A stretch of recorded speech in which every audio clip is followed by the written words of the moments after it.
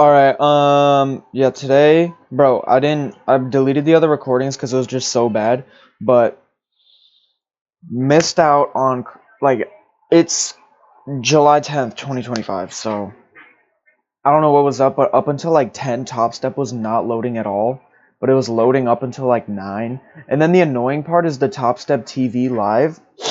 They were streaming and their shit was working fine. But anyways, so coming into the day at like 8 when I first got on,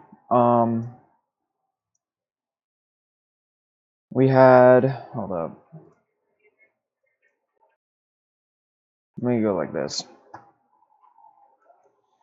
We had this change in state of delivery, right? So on NASDAQ, we come above it, creating a HMT, right? To there. Oh my god. To there. And then on ES, we're coming lower. And then I've seen this before, and I noticed the one that actually comes and disrespects the change in state of delivery moves way harder. But, and then, so the reason I would have taken a short on NASDAQ is on ES, you can see it perfectly, I'm not going to go to the 1 minute, but it perfectly filled the final gap, right? On ES, we missed it right there. I kind of want to, I mean, on NASDAQ, I wanted to enter here, but we didn't fill it, so I waited. And I wanted to enter right here, but, bro, it was not loading. I couldn't get to load. I restarted my computer. I deleted like 3 recordings. But yeah, I wanted to enter off of that. Now I'll go to the 1 minute to show you. I wanted to enter on this candle right here. So I would have entered on NASDAQ right here with my stop right there. And then I would have targeted, I wanted to target that low. Which I guess you could have got way lower, bro, but I didn't look at the high time frame too much because I couldn't. So I don't know what I would have targeted, but oh wow, perfect on that low. Maybe I would have targeted that, but either way, y'all see the vision right there. Just freaking boom, brr, boom. So what actually ended up happening is show wasn't loading. I accidentally clicked sell on ES. You can see ES was far less bearish, and then got stopped out, lost 200. Then on NASDAQ, I took longs right off of this 1 minute reaction. Boom, took longs here, got stopped out because I put it below the fair value gap rather than the CISD. But I got stopped out, bro. There's a gnat. So I got stopped out there, and I was about to walk away, but I'm like, okay. Like, no emotional revenge trading or anything like that. Like, just look at right over here. Come up, change its state, boom, right? What does this do on the 2 minute? I think it was. Yeah, 2 minute fills in the final gap right there. So I got a late entry because I really wasn't like too, but then I saw this and I'm like, oh my god. So I entered there, stops there, targeting here with 3 contracts. I didn't even mean to do 3, but after this black candle right here, I moved my stop to right there. So I ended up making 1,500 off of this trade. Oh, I wasn't targeting there. I was targeting like right here to get $1,500 because I wasn't. You can if you lose money. So like if you lose 500 and it's the same day, you could actually make 2,000. You can only just end the day with a green of 1.5k. I thought it was 1.5k like total, so I could have made a little more, but it's fine. We're up 700 on the day. I did the math, so that means tomorrow I need to make like 1,200, and then yeah, I need to make like 1,200 twice, or I could do like, you know what I mean? I could do like 1,100, or I could do like 500, and then we'll see. But yeah, here's the balance right now, 50.7. So maybe I could do 800 and then 1.5k, but I'd rather just do like, getting like 1.2k isn't bad, especially with like 2 contracts, just really take a good trade up the risk. And I was really feeling like demotivated lately because I didn't take a trade since last week on Thursday,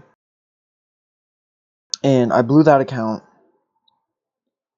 Like, I don't know, it's just terrible. But we made a hold up.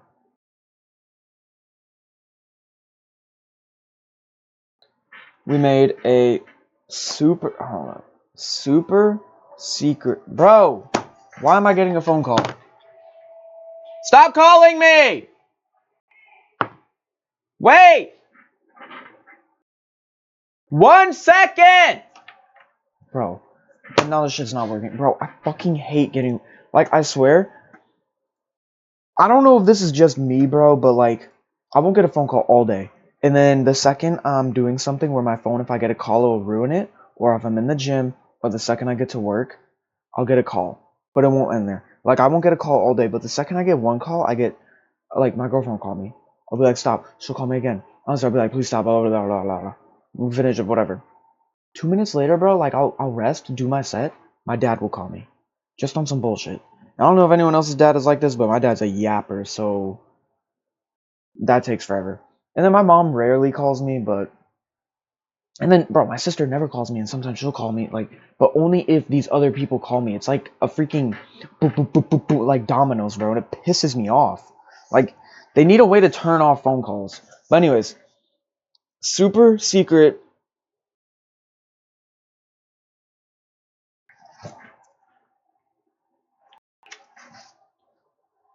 I thought that said save. This says, Sawsome.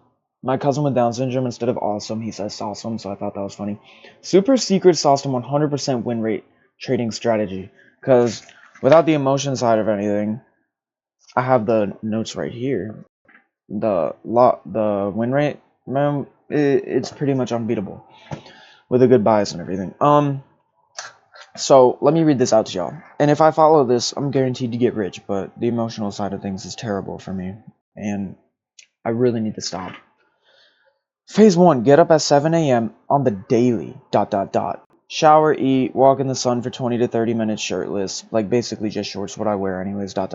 Which, I didn't have to write that down, I do that every day, but it's just like, I wanted to fill in the page, kind of. You know, when I walk my dogs, I do that anyways. Hydrate and stretch, because I have terrible muscle tightness and back pain, and it all stems from my hip flexor, which I really need to fix.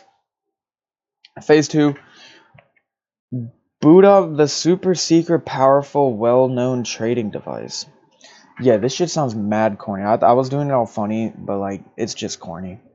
My laptop. Mark out draws on liquidity on the 4 hour and 1 hour, including relevant imbalances in London and Asian high and low.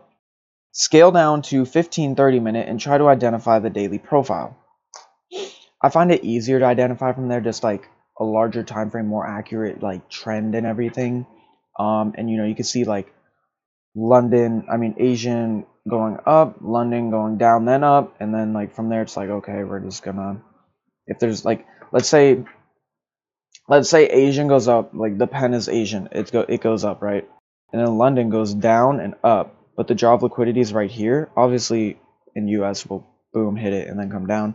But if the draw of liquidity got hit on London, then you could look for a reversal. You know, there's a few daily profiles that can really just up your win rate, which I haven't been doing, which I didn't do today because was not working for the life of me. Anyways, by now I can build a very strong and accurate bias. Phase 3 of the plan is look for a liquidity sweep from 8:30 a.m. or one that hasn't happened yet. So, like, if I get on at 9 and see a change in state of delivery at 8:30, we come down and now we're slowly going back up and there's a gap, I will enter off that gap. But anything before that, really, I won't enter. And then look for ones to come. Anyways, after price takes out a key level, we can wait for a CISD candle closure above/below most recent move up/down that swept liquidity, which will also create an order block. Go on the 1 minute chart and find the final imbalance, and then wait for it to get tapped into and have a reaction out of. And if there is no other imbalance to be filled on the 1 to 5 minute time frame, then you can enter, because price has no reason to go up. So if you're right about the move, then it has no reason to go up. Phase 4.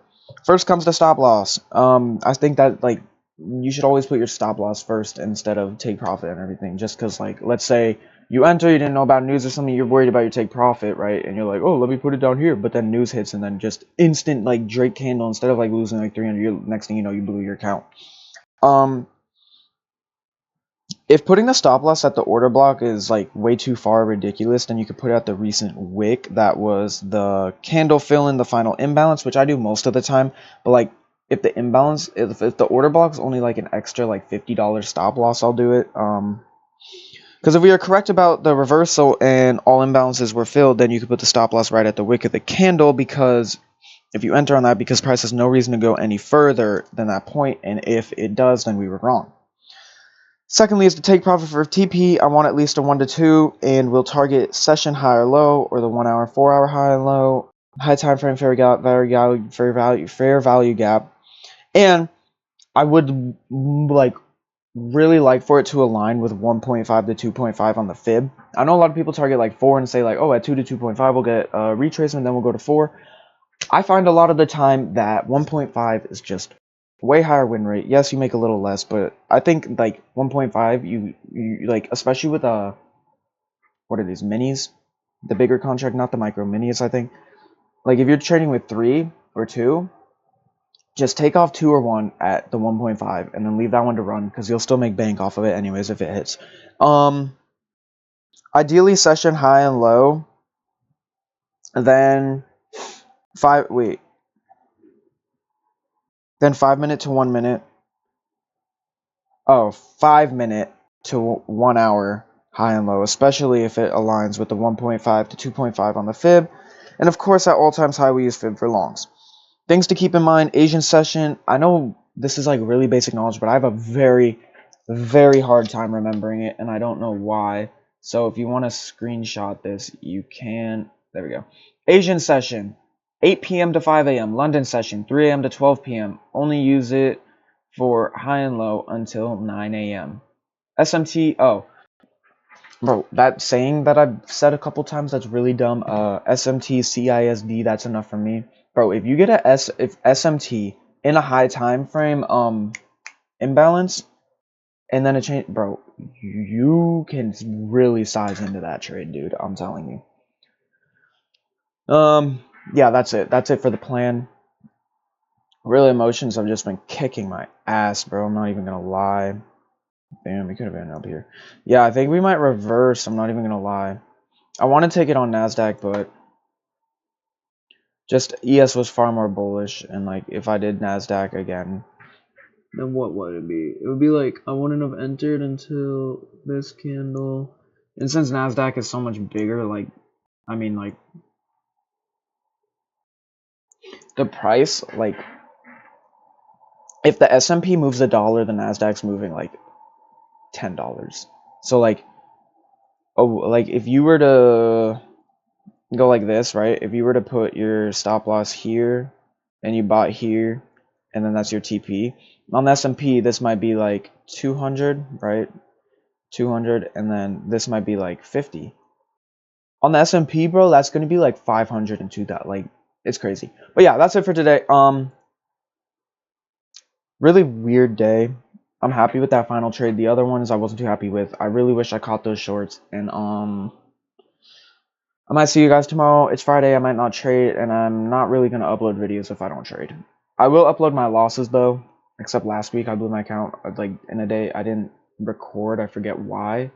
But, yeah, peace.